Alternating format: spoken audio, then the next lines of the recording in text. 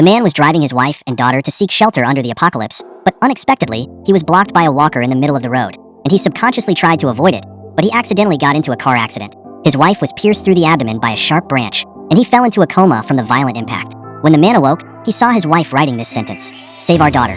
However, the wife has been infected by the zombies and losing her mind. She tries to attack her daughter. In order to protect his daughter, the man did not hesitate to stand in front of his wife, but unfortunately was bitten on the arm by his out-of-control wife. After calming his daughter, the man walks towards the car to end his wife's life. Although he has been trying to control his emotions, this is the moment he finally couldn't hold it together.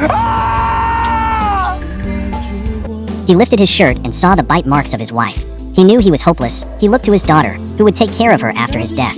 Thinking back to his wife's last words written in blood before she died, he realized that he must not fall. Even if he dies, he must find a safe home for his daughter. So he puts on the bracelet that shows a countdown of 48 hours, which is the deadline before he turns into a zombie. And he carries his young daughter on his back to embark on this road of no return. But along the way, he only saw mountains of zombies and dead silence. It did not take long for his daughter to cry because she missed her mother. Martin thought for a moment, took out his wife's usual perfume, sprayed a few times.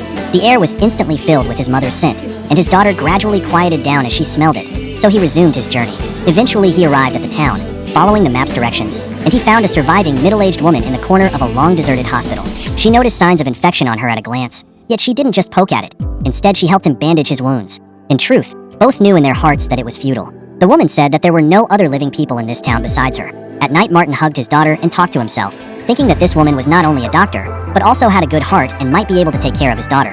But then he sees the doctor take off her wig, revealing scars from her surgery, and it's clear that the doctor is suffering from an incurable disease. In order not to drag each other down, and in order to give his daughter a better future, gave up the idea of entrusting her to the doctor. Early the next morning, he said goodbye to the doctor and carried his daughter on his back and continued his journey. He saves a man on the way, and Martin follows the man back to his residence.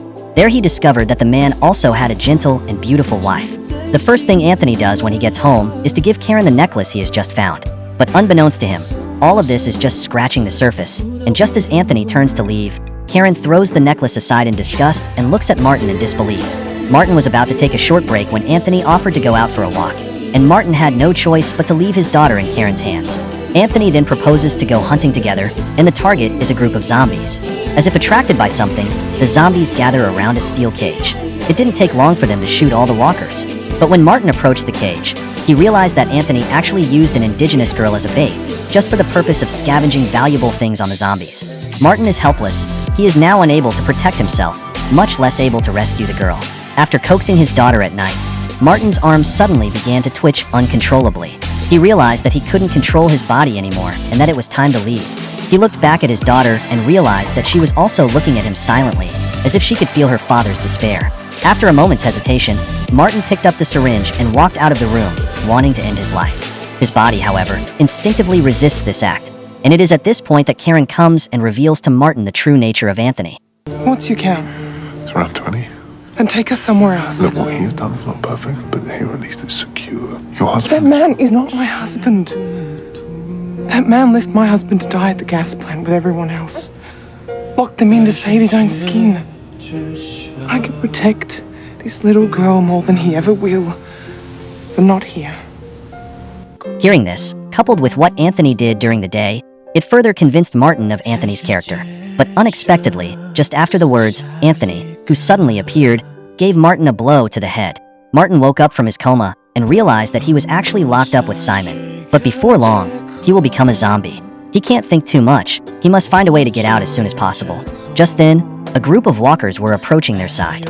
Looking at the fat intestines hanging on the cage, he had a plan. He quickly tied the fat intestines with a rope and then violently threw it to the side. The other end of the rope was tied to the iron cage, and with the help of the strength of the walkers, he pulled the cage up hard. He sneaks back in with Simon and takes Karen and his daughter out. But then the unexpected happened. They were just about to get in the car when Anthony burst out of the room carrying a shotgun. Karen tried to stop Anthony from shooting, but just as she peeked out, she was hit by a shot from Anthony. It was too late to think about it, and Martin pulled Simon away quickly. They ducked into a cave and Anthony drove all the way after them, but the two were nowhere to be seen. All he could do was growl into the darkness of the night, give Simon back to himself and promise to let the father and daughter go, or he would wait here for 2 days until Martin mutated and ate his daughter. These words hit Martin where it hurts, because there really isn't much time left for him. But luckily, Anthony drove off when he saw no response. Martin was also relieved that the only way out was to wait until after sunrise. It was at this time that Martin's zombie virus began to flare up again, and his body's adverse reaction became more and more serious. He began to take his mouth to bite the stone next to him. His time was getting less and less before completely falling into a zombie. He must arrange a good way back for his daughter, but did not walk for long. Martin felt discomfort in his body. At this point, only a mere 9 hours remained before the complete poop. After some painful struggle, Martin directly into a coma, collapsed on the ground. Do not know how long. Martin woke up but found his daughter disappeared. He rushed to look for, but found Simon in his side holding his daughter. River's this way. Everywhere they went was desolate. Martin found a wooden boat by the river, and they crossed the river in it. There is less and less time left for Martin. Finally, in the woods, Martin sees a man digging a hole next to his wife and daughter, and looking at the children laughing and playing next to him. Martin knows that this is his last hope. He urgently asked the man if he could adopt his daughter, but the man refused without hesitation and generously offered to give Martin his RV. Martin has a bad feeling that the man is infected with the zombie virus. I've got 6. Okay? The last 2 are yours. If you go that way. Please, don't do that. I can't leave them. I said I wouldn't, and I won't. So, hey mate, just take the 2. For her sake.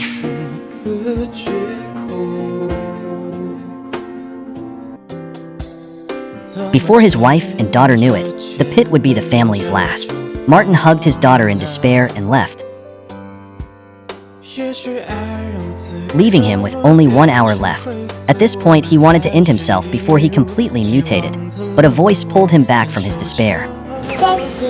For the first time, his daughter opens her mouth and calls her father, and he instantly loses the courage to go to his death openly. At this time, Simon also heard the gunfire rushed over, told Martin can take them together back to their own tribe, then your daughter will be safe. Martin's heart once again lit up with hope, and his daughter also seemed to have expectations, followed by dancing together. They resumed their journey, passing through deep railroad tunnels and climbing over mountainous peaks. They walked for a long time, so long that the countdown was well over. By now Martin had reached his limit, and he hurriedly put the child down on his back, and then collapsed uncontrollably to the ground. His face secreted mucus, and his vision gradually became blurred, while his sense of smell was exceptionally sharp. He couldn't help but look towards the rotting meat next to him, and barely able to suppress the urge within him, he came up with an idea with his last ounce of lucidity. Hanging the meat on a stick, he slung his daughter and Simon over his shoulder, gagged himself with braces, then bound his hands silkily, and by tricking his own zombie instincts, carried them on their last journey. It was the last thing he could do for his daughter in this life, and at the same time a machine that would never stop. 2 living people and a corpse, walking like this. I don't know how long they walked, but they finally met Simon's tribe. Everyone was stunned by the scene before them. Guided by the carrion and constantly carrying weight, as a father, Martin accomplished his last mission. After getting his 2 children down, they also gave Martin one last ride. At the end of the movie, Martin's daughter is safely brought back to the tribe by them. By chance, one of the tribesmen found a word of thanks in the child's abdomen, which was the last love Martin gave to his daughter while he was alive. It was also his way of expressing his gratitude to the tribe for adopting his daughter.